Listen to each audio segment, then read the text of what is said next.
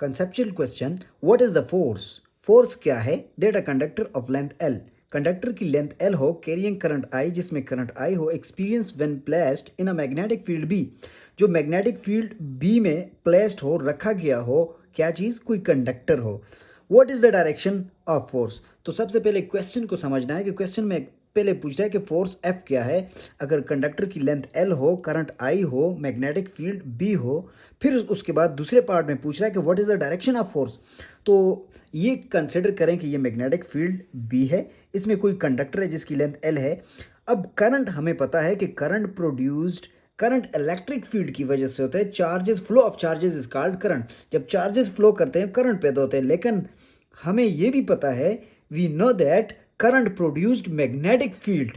कोई magnetic field उसके around पैदा होती है। जब करंट गुजरेगा इसमें से तो इसके अराउंड मैग्नेटिक फील्ड पैदा होगी। तो फोर्स पूछ रहा है कि फोर्स क्या है, व्हाट इज द फोर्स? तो हम लिखते हैं solution, force on A current carrying conductor.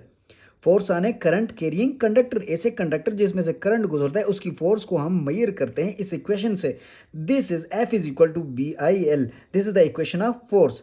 F is the force, B is the magnetic field, I is the current, L is the length of the conductor. ये equation इस force के लिए है जो वो पूछ रहा है क्वेश्चन में। अब यहाँ फोर्स वेक्टर प्रोडक्ट है, इसलिए इस फोर्स में क्रॉस लगता है, B क्रॉस L। क्रॉस हटाया तो कौन सा थीटा लगता है? साइन थीटा लगता है। तो साइन थीटा किसके लिए लगाया जाता है? वेक्टर प्रोडक्ट के लिए। क्रॉस हटाया। अब यहाँ पे हम फोर्स देखते हैं कि फोर्स मैक्सिमम या मिनिमम कब होगी। तो फोर्स डिपेंड करती है इन फैक्टर्स पर, बी पर, आई पर, एल पर और एंगल थीटा पर फोर्स डिपेंड करती है।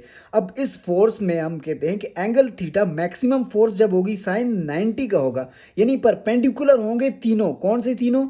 बी, एल और आई तीनों परपेंडिकुलर होंगे 90 के जावी से, यानी साइन 90 1 के बराबर है। F is equal to B I L, sine 90 की जगह पे 1 आया तो F is equal to B I L बचता है। तो बी आई एल क्या चीज है? B I L is the maximum force. ये मैक्सिमम फोर्स को शो कर रहा है। अब मिनिमम फोर्स के लिए साइन 90 के बजाय साइन 0, दोनों के दरमियान एंगल 0, बी और एल के दरमियान एंगल 0, तो साइन 0 इज 0, क्या आ जाएगी? 0 आ जाएगी। अब दूसरे पार्ट में पूछ रहा है कि डायरेक्शन ऑफ फोर्स क्या है, what is the direction of force? तो डायरेक्शन के लिए हम फ्लेमिंग लेफ्ट हैंड रूल इस्तेमाल करते हैं। फ्लेमिंग लेफ्ट हैंड रूल में एफ बी आई आपने याद रखना है। क्या याद रखना है? F B I.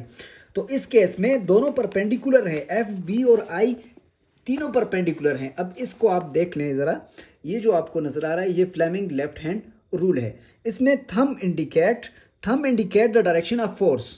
F B I आप ही ने याद रखना है। तो ये फोर फिंगर जो है इंडिकेट कर रही है मैग्नेटिक फील्ड बी को। ये किसको इंडिकेट कर रही है? मैग्नेटिक फील्ड बी को।